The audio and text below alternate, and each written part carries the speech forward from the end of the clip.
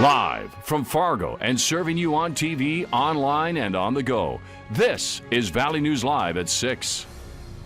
The fear continues to grow on the University of North Dakota's campus as COVID-19 cases continue to climb. UND students started classes late this afternoon and over 200 people have the virus. Valley News Team's Callie Hubbard shares how college and university leaders across the valley have safety plans as students come back to class.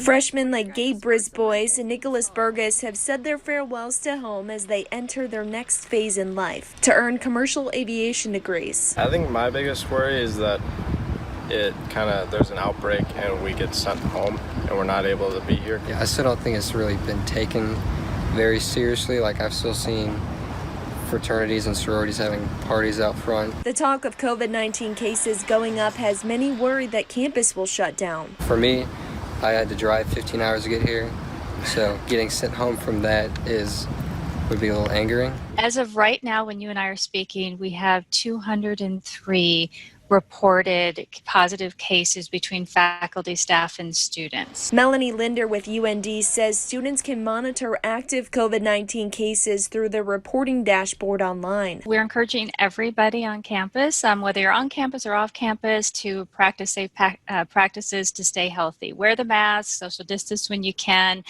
That's how we're going to keep everybody in our communities healthy. The students I talked to say remind their fellow classmates to stay home if they're sick. In Grand Forks, Callie Hubbard, Valley News Live. Other universities like NDSU have an active reporting dashboard that keeps track of cases like UND. To learn how to find that, you can download our VNL app. Let's take a look at the newest COVID-19 numbers. Minnesota is reporting 717 confirmed cases of COVID-19, along with 4 new deaths. All total, more than 1,700 people have died from the disease. In Minnesota, there are 127 new cases, along with 1 new death. The death toll in North Dakota now stands at 137. After getting by the overnight and morning rumblings, the weather has settled down. Will it stay that way? Let's find out from our First Alert Storm Team Chief Meteorologist, Hutch Johnson. Hey, Hutch. Hey, Andrea. Quiet weather today. That wasn't the case on Sunday. You sent in so many awesome pictures of the power of our weather this weekend. Tiffany capturing this branching lightning over Comstock. We did have a little lightning moving out of the south central parts of our viewing area. That's now heading toward the Twin Cities. Best chance of any thunder tonight is in southern Minnesota. I think all of our counties stay high and dry. Temperatures will slip into the 70s for most of your evening, overnight 60s, and fog will be a possible problem for some of us. In Grand Forks, quiet this evening. Wind from the east-southeast at about 5 miles per hour. Our weather will not stay this tranquil. In fact, Tuesday, some of us have a chance at storms. I'll have details on when and where, and we'll look at some cooler weather splashing our way here in just a moment. All right, thanks, Hutch. There's a nightmare. It was a grain auger accident. And it can happen. A federal agency is investigating a Fargo agricultural company after an employee lost his leg. Records we obtained show the business has previously paid thousands of dollars in fines for other incidents. In this exclusive interview, Valley News Team's Joshua Pagaro spoke to that employee who says he's keeping a positive outlook. Aaron Maves is currently recovering at Sanford Hospital. I'm really lucky that there was grain bin auger accidents have a very low survival rate. He has started rehab after losing his right leg Thursday in a farming incident at Red River Commodities. Happened so quick in a flick of a switch that literally lives could be taken away. Maves was sweeping around the auger of a grain bin when his leg got caught.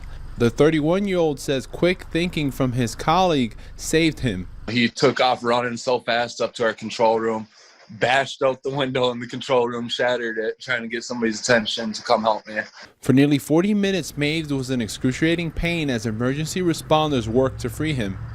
We found Red River Commodities has been cited by the Occupational Safety and Health Administration for at least 8 violations in 2018. Reports from OSHA showed Red River paid $25,000 in fines for 2 separate incidents. In January of 2018, an employee was killed after being struck by a forklift as they were sweeping, according to OSHA. Red River Commodities tells us employee safety is their top priority, and it has launched a formal investigation into what happened Thursday. In about 6 weeks, I can put weight on it, and then I can start getting fitted for a prosthetic. In about 6 months, I can start using it.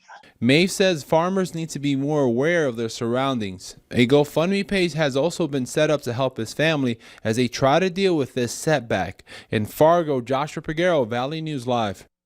And Red River Commodities tells us they're 100% compliant with OSHA. They have been in constant communication with Maves, and several employees have visited him. A link to that GoFundMe page can be found on our website. The search continues tonight for a 6-month-old baby who may be in North Dakota. Lucas Warner was taken on Saturday in Columbia Falls, Montana. Authorities say 20-year-old Andrew Warner and 19-year-old Haley Emerson took the baby. Warner is Lucas's non-custodial father. The original alert said Andrew is bipolar and is off his medication. Warner is white, about 6 feet tall, 160 pounds, with blonde hair and hazel eyes. Emerson is described as white, 5 feet tall, 159 pounds, with green eyes and blonde hair. You can keep an eye out for a 1990 to 2000 Chevy extended cab pickup with unknown license plates. The couple may be taking the baby to North or South Dakota, Wyoming, or the Bob Marshall Wilderness. If you have any information, call 911. A 49-year-old Fargo man sits in jail tonight accused of attempted murder, among other charges. Jason Travis O'Neill was arrested over the weekend. Authorities say he has a history of beating his girlfriend and is accused this time of stabbing her 5 times early Saturday morning, inflicting wounds to her shoulders, neck, and head. Investigators say that the issue began when O'Neill's girlfriend confronted him about cheating, something he'd previously done. A Fargo man is facing rape charges after an alleged incident in January of 2019. The victim and her roommates were hanging out with 3 men. She says she wanted to sleep because she was feeling tired and dizzy. Authorities say the accused followed her and she passed out. The victim says she woke up to someone undressing her and she blacked out. When she woke up again, her clothes were off and 2 men were standing next to her and tried to hold her down. Investigators say she found a condom with James Murphy's DNA on it. If convicted, he could spend up to 15 years in prison. A tip to authorities led to the arrest of a 16-year-old juvenile following a shooting in Bemidji. Investigators say it happened last Monday night after a fight. Officers arrested 25-year-old Michael Finaday for providing a false name, fleeing on foot, obstructing justice, and 2 outstanding felony warrants. And now Bemidji authorities say that thanks to that tip, the juvenile believed to be the shooter was arrested on Friday. A Minnesota boater stands accused of criminal vehicular homicide following a crash on Ottertail Lake that killed a man. It happened on Saturday afternoon when authorities say 52-year-old Neil Baker returned to his dock. Shortly after that, 73-year-old Charles Gramuth hit Baker's parked boat. Baker and his wife were thrown into the water and Neil Baker was killed. A 42-year-old man is facing DUI charges after emergency crews had to get him out of a car that was dangling off the side of a bridge in Jamestown. Police believe the man, Terrell Manuel Jr., was driving too fast Sunday morning around 3 o'clock and drove across a median and multiple lanes of traffic. They say that Manuel hit a concrete barrier, then pushed the concrete through the fence and into the river below. Firefighters were able to stabilize the car and get him out and take him to a hospital. He now stands facing several charges. Keep a sharp eye out for car prowlers. A doorbell camera caught a couple in the Village Green neighborhood in Moorhead around 4 this morning. The homeowner spotted the 2 young men carrying backpacks and riding bikes in the neighborhood. There are 8 reports of people going into unlocked vehicles this morning, so make sure your doors are locked and take away valuables. Take them inside with you. If you recognize anyone in this video, go ahead and call police 218-299-5120. In a related story, 2 men have been tied to at least 19 vehicle breaks in Fargo this summer. Logan Stenson was arrested on August 8th and said his partner in these alleged crimes was Matthew Logan. Matthew Logan was arrested 4 other times over the course of a 2.5-month period. Later on Valley News Live at 6, some school districts in North Dakota starting the school year with in-person learning. We'll tell you what these schools are doing to keep their students safe.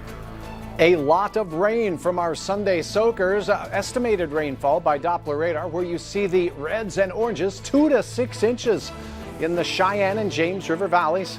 A lot of lightning out there. We'll have details about a little more lightning in your forecast next.